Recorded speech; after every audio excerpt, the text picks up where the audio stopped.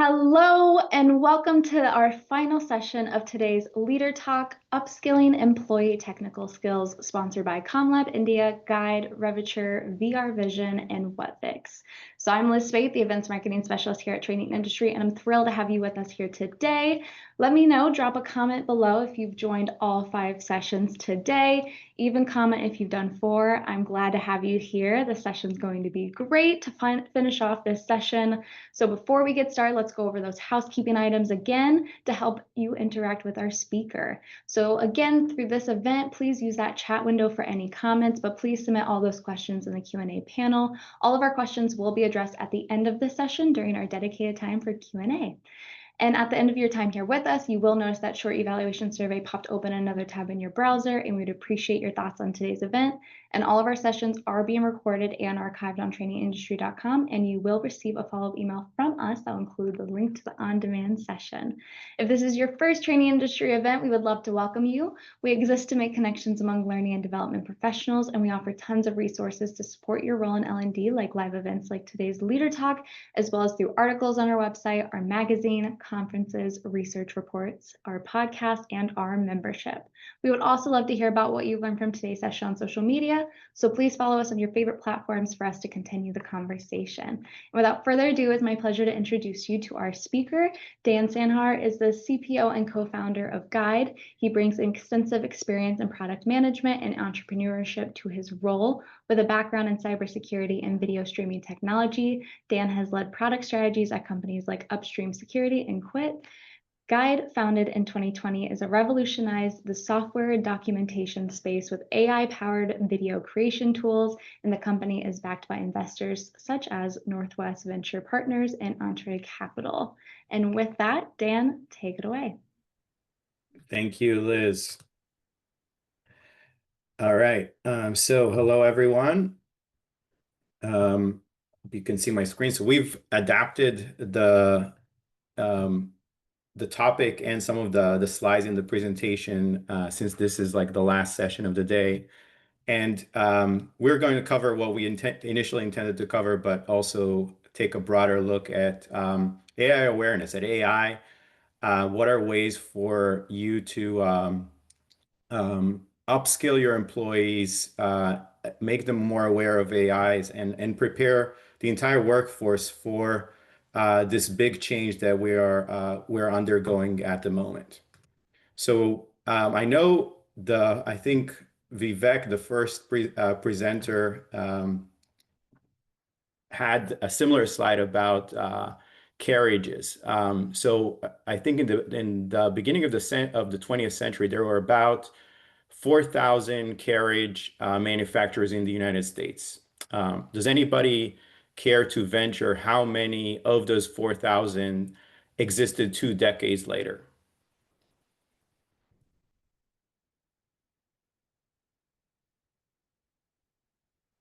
Lots of guesses on 20. The correct answer is 1, just 1.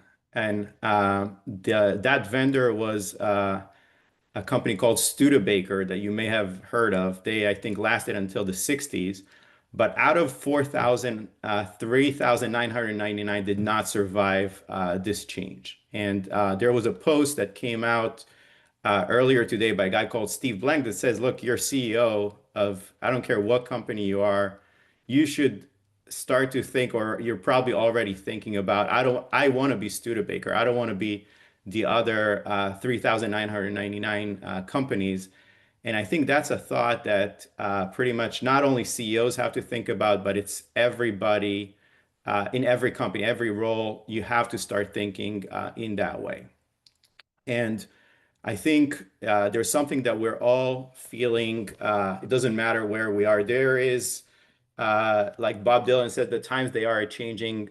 There is something going on around us, and it's changing really, really fast, maybe faster than ever before. And some signs of it, like I think if you try to look at what's going to happen, is this just like another cloud, or Steve Jobs launching the iPhone? People tend, this is like I stole this from Tim Urban. There's like a great post about AI. It was written 10 years ago in 2015. So, humans tend to kind of like try to predict what's going to happen the next day, what's going to happen in a couple of years. And when we make those types of predictions, we often look at like, well, what happened before us, like in history, and then try to extrapolate it a bit further along in time. However, when you do that, what happens, even for very, very smart people, is you're not looking far enough or rapid enough. So these are some predictions of smart people. So you can see like the first example, the automobile is only a novelty. It's a fad. It's going to. This is in 1903. Remote shopping, obviously, that's going to completely flop. It's not going to work. The internet, I mean, how much do people have to say anyways? And then Steve Ballmer, the famous the iPhone, it's never going to get market share. And then Steve Jobs, the Messiah, subscription models for music are bankrupt. So even the smartest people of all time, they get this type of prediction wrong. And if you read this post, we'll share links to some of the material I show here today. We're actually, if you try to think of where we are, we might be here. So we might be on an inflection point where everything is just going to be completely different than what we have been accustomed to. And this is like Tim Urban wrote this 10 years ago. The moment in time that he predicted actually, I believe, took place about 3 years ago with this launch of ChatGPT.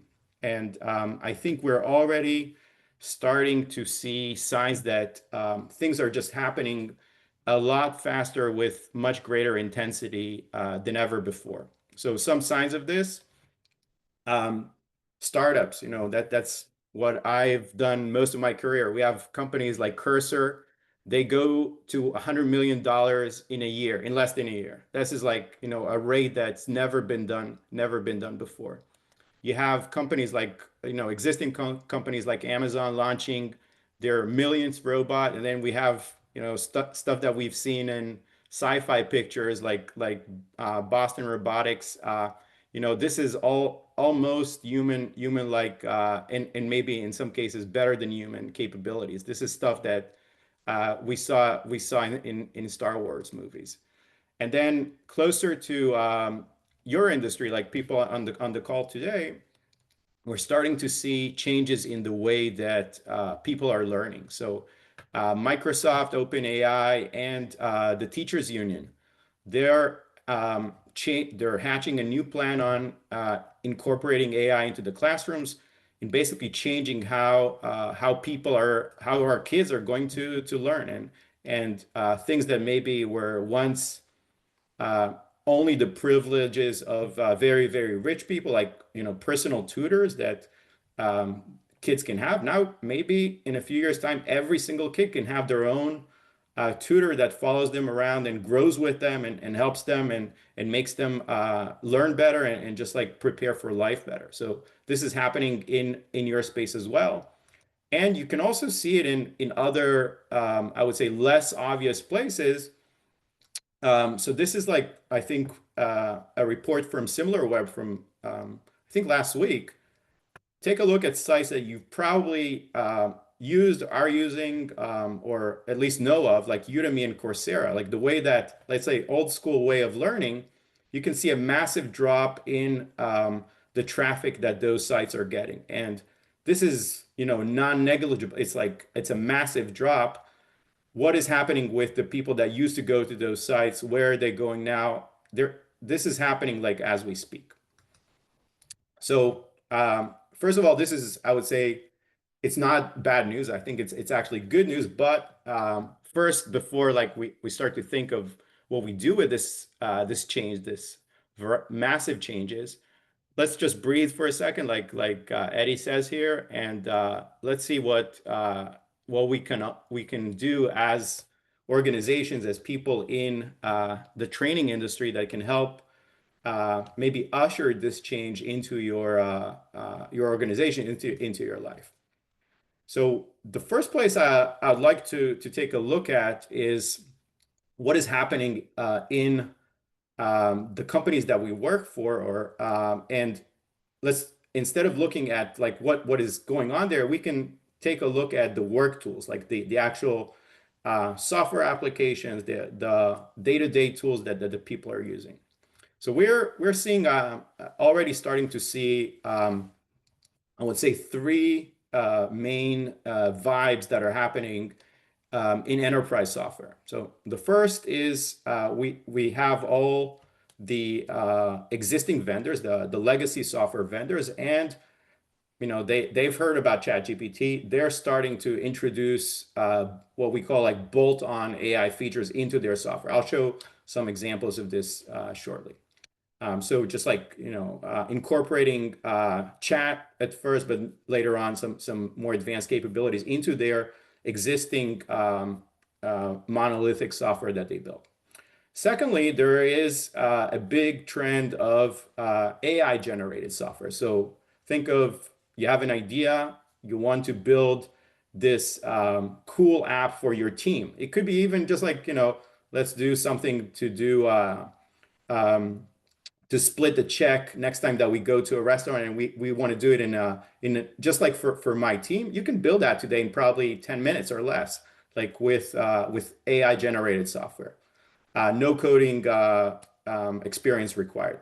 And then lastly, and I think this is maybe the most interesting one, is we're going to see completely new experiences for what's known as like AI native software. So companies that maybe are just starting or started in the last 12 months, and they are, it could be a couple of kids, 19-year-olds, that are saying, well, this like Salesforce, that's like a dinosaur. I can build a Salesforce in AI variation that will operate like in a completely different way. So we're going to see, I think, a combination of all three. And I think there were a lot of thoughts of, well, are we going to see more software or less? My expectation is we're going to see a lot more, and especially because of number two, and we'll take a look at it in a second. So some examples of the three types of changes that we're going to see in the work tool. So one, bolt-on. This is Workday. You can see like they launched Workday Assistant that allows you to ask questions, sometimes even perform certain actions in something that we all want to do, give a bonus if we can. That's great. Salesforce, I mentioned them. Einstein, you have like Agentforce. There's a variety of bolt-ons that they've spread throughout their tool suite. And then the second method is bespoke software, something that is custom, that you can come up with an idea, a dream, and then make it a reality. This is a tool that I'm not sure if you're familiar with. It's called Base 44. There's Lovable, Bolt. There's a variety of these that you just type what you want to build, and then in minutes you have an app that you can customize, and you just like tell it what you want it to do, and it will do it. And then you can see that there's Lovable, same example. They already have templates that you can start from, and then just like, build a job board. Maybe just like you say, yeah, I have some specific requirements for my job board that are different than JobVite. I'm gonna use this. This is going to open the door for a lot more one-of-a-kind software that pretty much anybody can build. This is a V1 of these tools. Like in a year from now, this is going to be just like, amazing looking software that you can build like with just a prompt. And then the final type, the AI native software, again, early signs of this. This is a company called Campfire. They're kind of like a next generation ERP software, like, the most boring software probably in the world. But this is like, they make it in a different kind of like the interface. Everything it looks very different than the original ERP, like the NetSuites of the world. And these will creep into the organization very slowly. And as you can see, people are building. Like this is like a vertical AI landscape made by one of the VCs in this space. You can see there is more than one company in pretty much every section of the world in stuff that you may have not even thought is suited for AI, but there's like really amazing stuff that is being built, and it doesn't really matter what the industry that you're in or what the team that you're working on. There is it's so much easier to build solution today than 5 years ago, than 10 years ago. You're going to see a lot more tooling that are just like amazing. Like they provide a lot more value than ever before, and just like make your jobs a lot easier. You can do a lot more than what you've ever been able to do before without these tools.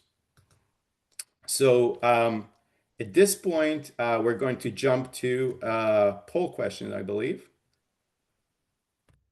Yes. So we're going to take a look at maybe just like this is multi-select. Just feel free to pick the AI tools that you or people in your company have explored, and just let's take a look at like what are the top things that we're seeing like across the board.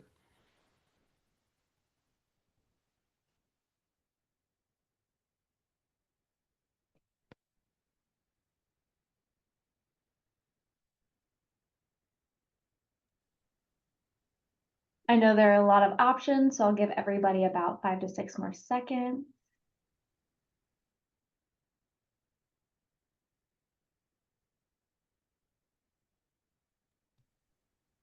And here are those results. All right, so the number one, and no surprise, is writing assistance. I think probably that is kind of like the lowest hanging fruit that if you haven't used them, it's probably you're an oddball. It's like the first thing that has always creeped around. I think the data analysis is definitely a great area for AI to assist in, and I think number three here with 36%.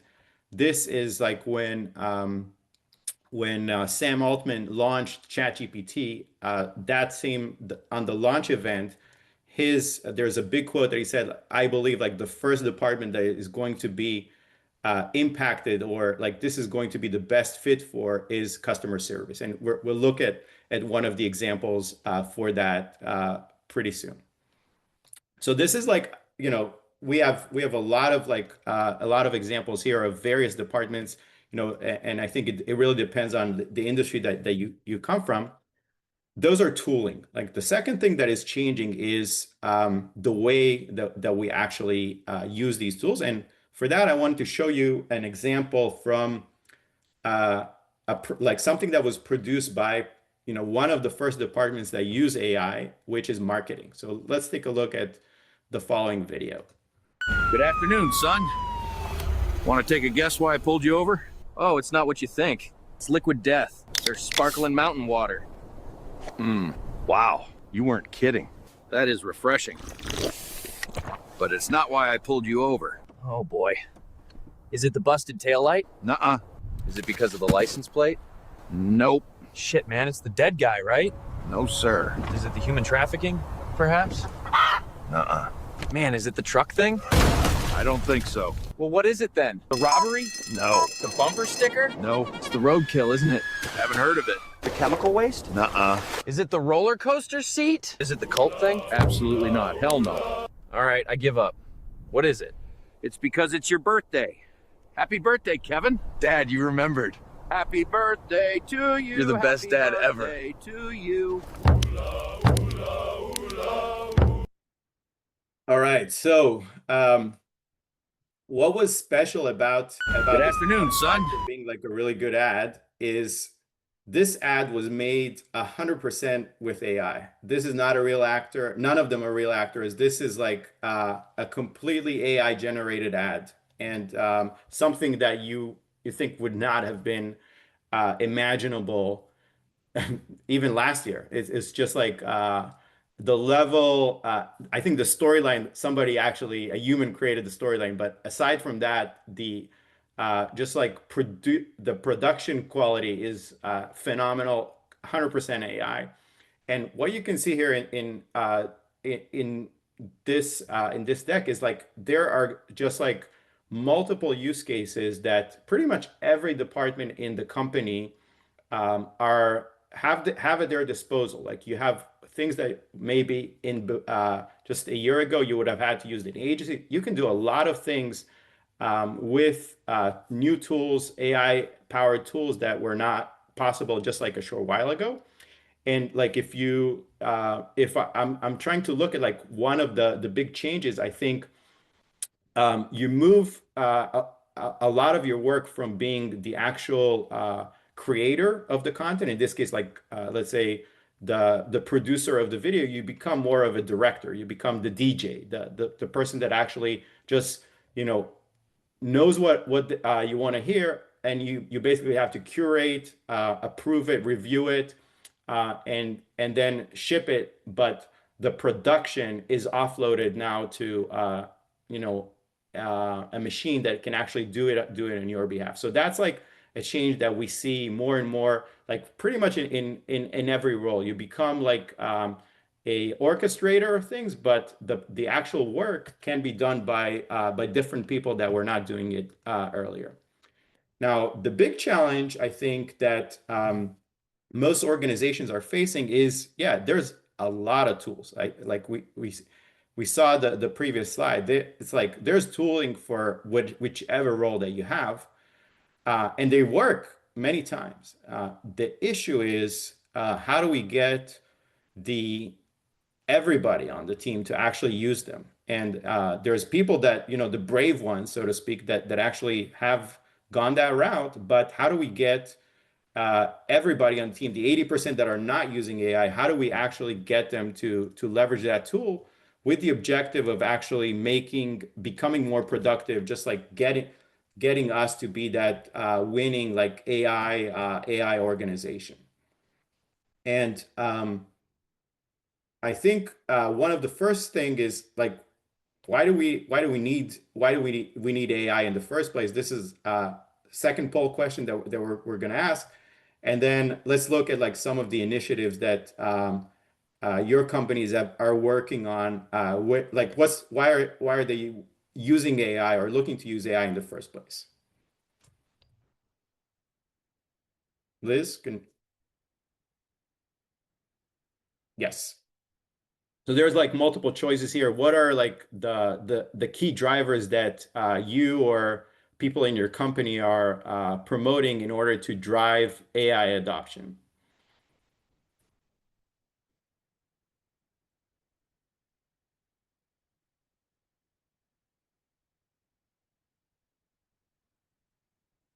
All right, let's give it a few more seconds and take a look at the results.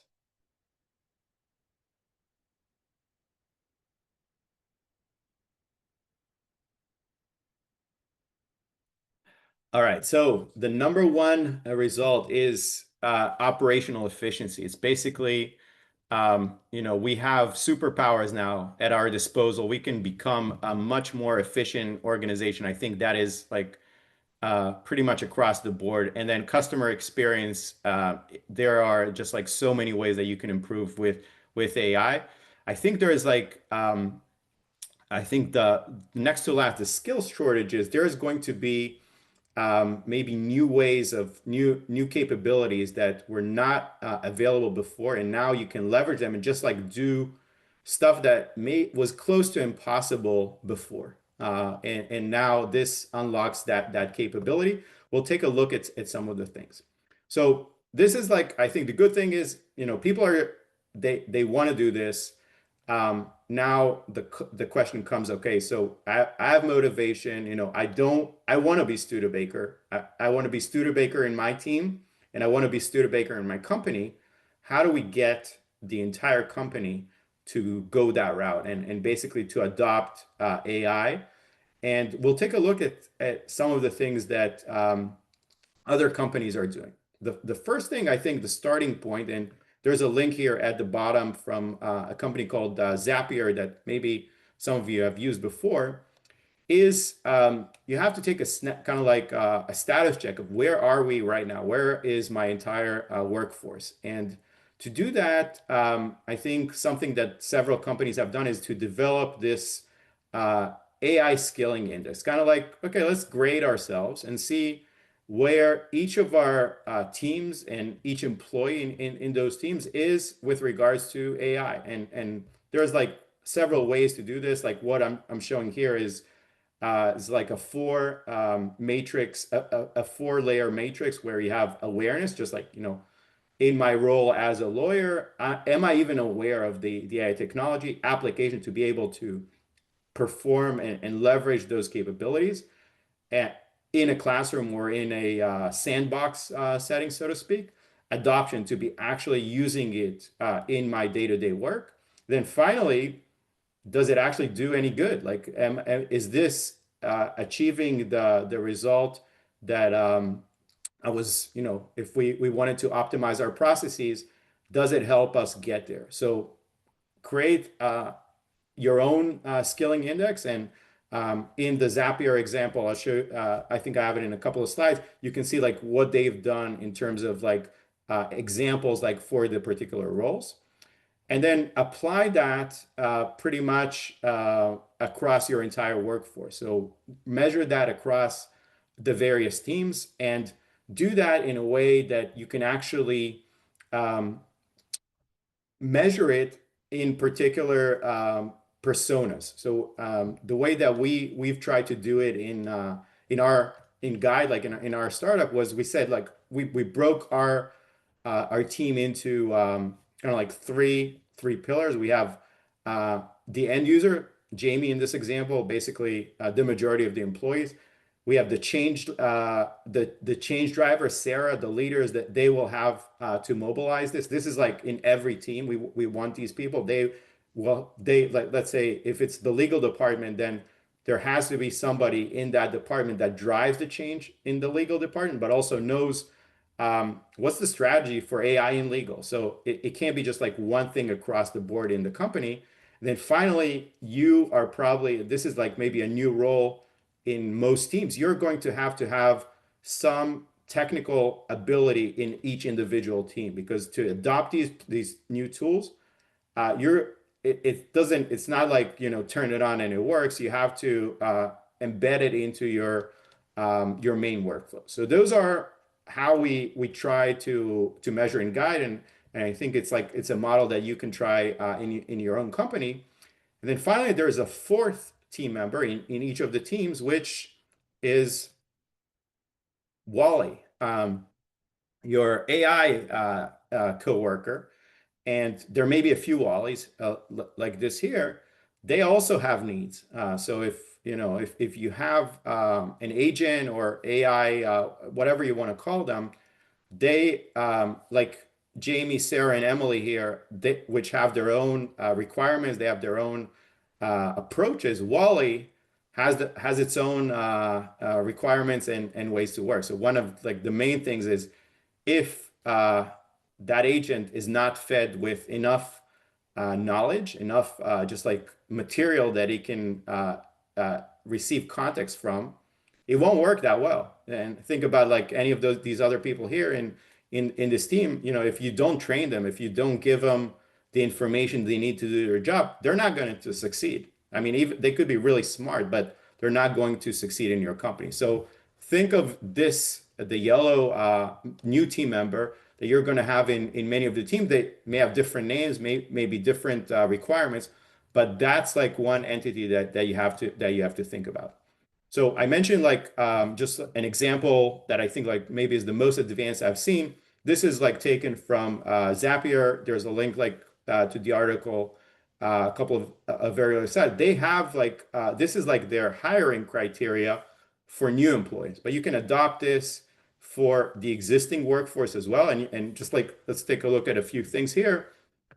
So I'll actually like, engineering, people that call coding assistant too risky, they don't want them to work at Zapier right now. So they basically want everybody to in every team to use AI. And then the examples is like, how can you actually test on it? So like, for example, we go at people HR, they want to see HR people like automate their onboarding docs or use an LLM to do resume screening, things of that nature. So they're pushing this is not going to I think even forward-looking organization, you're still going to nudge people in order to go this route. This is, I think, a great reference of an organization that is very cutting edge, but pretty soon everybody's going to have to be at least close to this level. They have some great examples, and just like I think the actual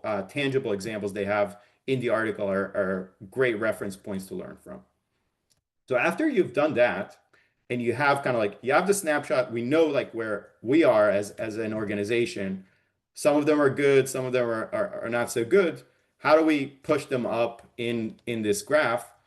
And this is about, every company, every team in the company is going to be different. You may want to build a roadmap like for doing this upskilling, because I think it's almost going to become mandatory.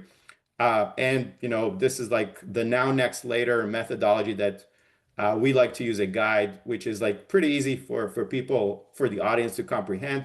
Pick your battles, pick the areas that you think will give the most like quick wins and biggest like initial impacts, and then you can start developing deeper objectives. Now, I think one of the main things to look to note is the tooling, which is where we started from. What you may want to think about is that there are going to be, and this is probably a situation that you have today, there's going to be company-wide AI tools, like let's say Microsoft Copilot or Claude or ChatGPT Enterprise, that every employee in the company has. And those are kind of like your Swiss Army knife. You still have to train people how to use them properly and how to make the best use of them. But then in each department, you may have these like very specific AI tools that make that department so much better. So there's like a few examples there, like Harvey for legal, Habia for finance teams. You have Higgsfield for marketing and video, and OpenSpace like for construction. So each team may have a few of their own AI tools. The leaders, the ones that we saw before, have to know what those tools are, and that they have to be like very up to speed in kind of like what's going on for their department, and be very willing to try out like different tools to see what's working, be able to switch them on the fly. I think is very important. The next point is like, it's not like, if we looked at this, it's not enough to it's not enough to be aware that the tool is out there. You actually want people to adopt it in real life, in their day-to-day work. You have to take the tool away from the class, take the audience away from the classroom and into real life, into the field. So in here, this is like an example from Habia. This is you want the finance team in this case, take them, and it's not enough. Yeah, I know this is cool, but I'm going back to my NetSuite ERP. In many cases, you will have to just drive them. Look, I don't care. You got to use this tool because this is what we may not see results right away. And I'm pretty sure you're not going to see results right away. I can tell you of multiple experiments that we've done in various departments. It's not like, oh my God, like this, it changed my life right like overnight. But as you start using it, you become better and more practice, and then all of a sudden you see that bump in efficiency and overall impact. So going to the field to actual using the tools is critical. The classroom is not enough. It's important as well, but you have to drive people out into their day-to-day field. And then the final part is, okay, so we did this. People are they're adopting it. They're at least trying it out. How do we measure success? How do we know that we did a good job? Is it actually providing the impact that we were looking for? And here, I think you will, again, have to rely on those individual team leaders to know how to measure success. So an example, this is like a support team. We drove it. So there is a company-wide result, which, yeah, NPS, like Net Promoter Score, CSAT, that went up. That's like kind of like it's great for the company. It's a lagging indicator, but for this department, for the support team, they have to measure something much more tangible, like for them. So we see, okay, this is like a screenshot from Intercom, like from their AI, which is called Fin. This is the measure right here at the bottom. So all over half of the conversations with customers were handled by AI. This is amazing. This means that now the support team, the actual humans, don't have to deal with, the easy, so to speak, conversations that are happening with customers, and instead they can focus on the hard stuff and more on the documentation. So this is, again, measure where you are, be able to adapt it to each team, and then finally drive people to do it in the field and adopt it with specific success metrics for them. So this is like an area that Guide operates in. Like I would say one thing, there is no one solution. That this is like a big undertaking for every organization, and even in a startup, it's hard. Definitely in a large corporation, but as a company in Guide, we try to assist in this huge undertaking that companies are doing. So we have our solution is geared towards that. We call it ADAP, so AI Digital Adoption Platform. The idea is that AI is going to be part of our everyday lives, every tool that we're at.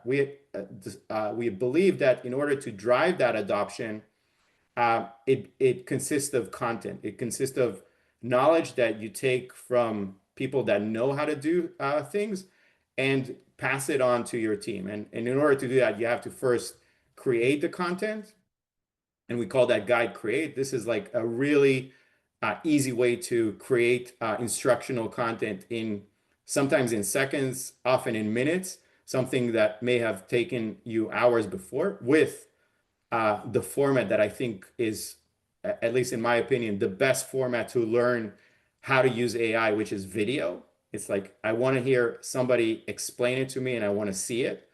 And we are video first. And then the second part is we want to take it from the classroom to the actual tooling. So I want to be able to consume the content that I built on the tool that I'm on. So like you can see the example here, we call this broadcast. So I'm on Harvey, I'm a lawyer, and I have the ability to actually watch this instructional video or read while I'm working without having to jump between tools. So it's like it's a complete creation and consumption platform. And then soon we're launching an even higher level to this, to be able to create the content completely autonomously without where all you have to do is basically approve content creation, which is our agent platform. This is coming later in the year. So this is where Guide comes into play. We would love for you to check us out. But like I said, we believe we play a key part in this, but we're not the only one. This is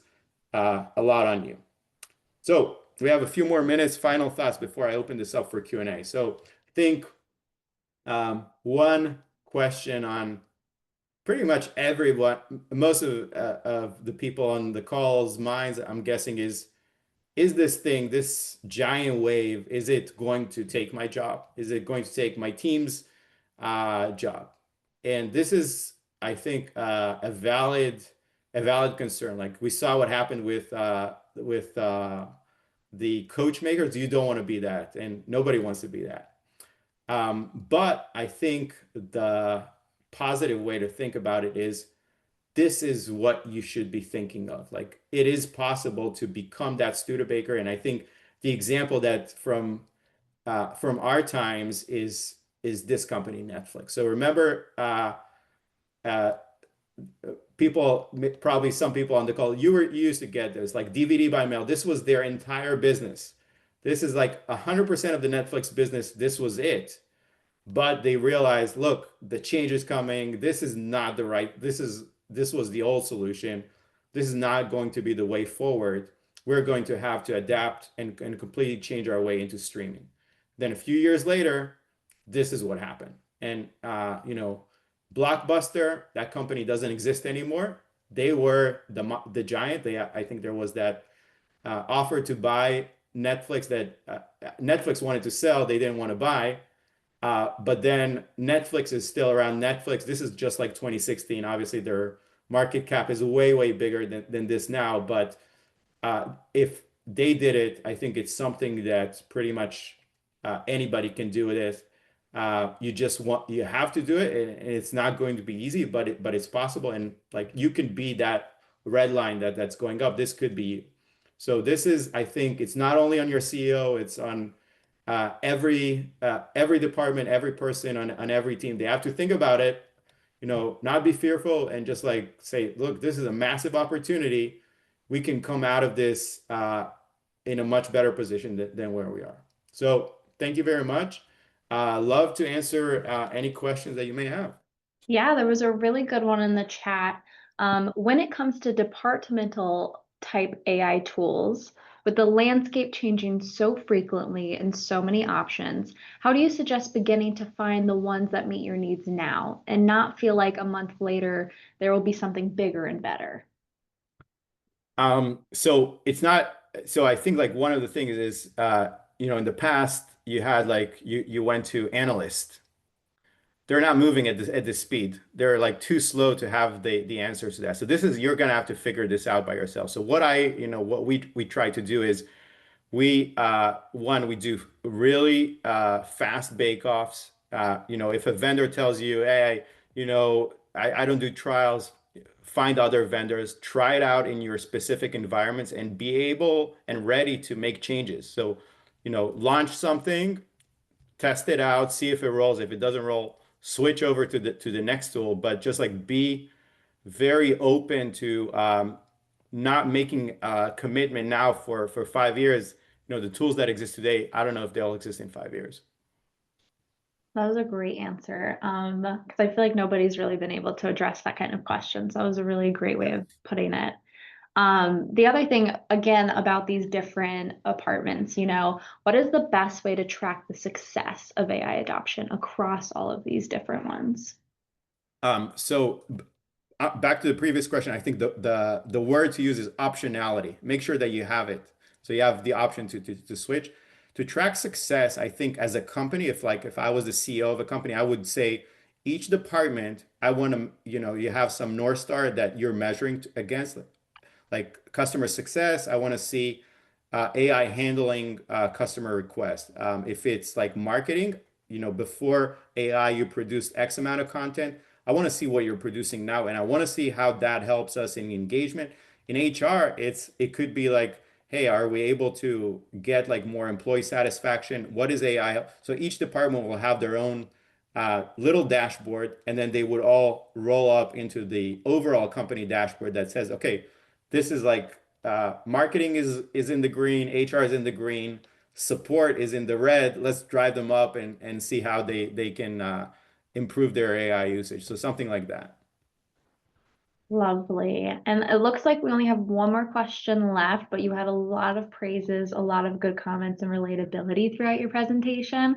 So it was a really great, engaging chat. But with that, for the final question, how do we get buy-in from teams to use AI tools? I know you touched on this a little, but to be proactive in finding them as well.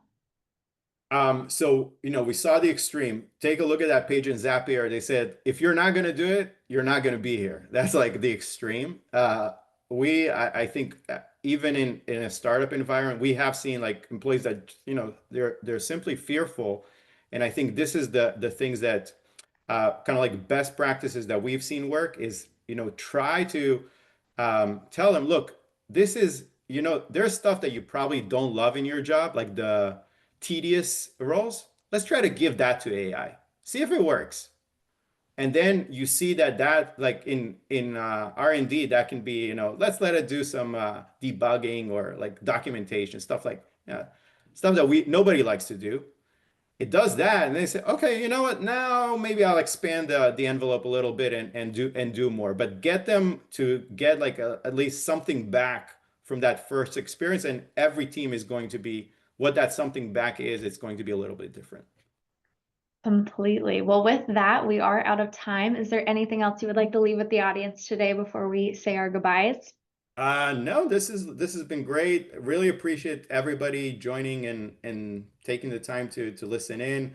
We're going to actually do like a live demo in a month from now in the tech showcase for the training industry. But if you have any further question, feel free to reach out. My email is here. You can reach out direct. Like happy to jump on a call and answer any more questions that you may have. Yes, be there or be square, everybody. I'm very excited for that session, and thank you so much, Dan, for this presentation. Thank you. Yes, and for everyone else, I do want to just give a shout out to all of our dynamic speakers and sponsors for today. We have ComLab India, Guide, Reviture, VR Visions, and WhatFix. So thank you so much to all of you. And again, all of our sessions are pre-qualified by a credit hour by SHRM, HRCI, ISPI, and CPTM. Send an email to me or anybody on the TI team, and we will send you those codes. Additionally, I would love to see you all in Milwaukee this fall for the 2025 Training Industry Strategy Summit. You collab with peers, industry experts, and thought leaders as you build, refine, and future-proof your organization's learning strategies. This is more than a conference. It is truly a working session for learning leaders who want to align learning with business outcomes. We do have our early bird savings all the way through July 31st, so you can learn more at summit.trainingindustry.com. Additionally, we have some really cool courses. So lead and direct change by making agile transformation a top priority in your organization, innovative and aligned recruiting and onboarding processes to build a strong learning culture so you can obtain that competitive advantage by earning your Agile certification for HR and L&D. Lastly, I do want to remind you that that survey will pop open in another tab in your browser, and we will greatly welcome your feedback. I truly want to thank you all for joining us here today. And until next time, I am Liz. It is a pleasure. Have a wonderful day, wonderful week, and I will see you all soon. Bye, everybody.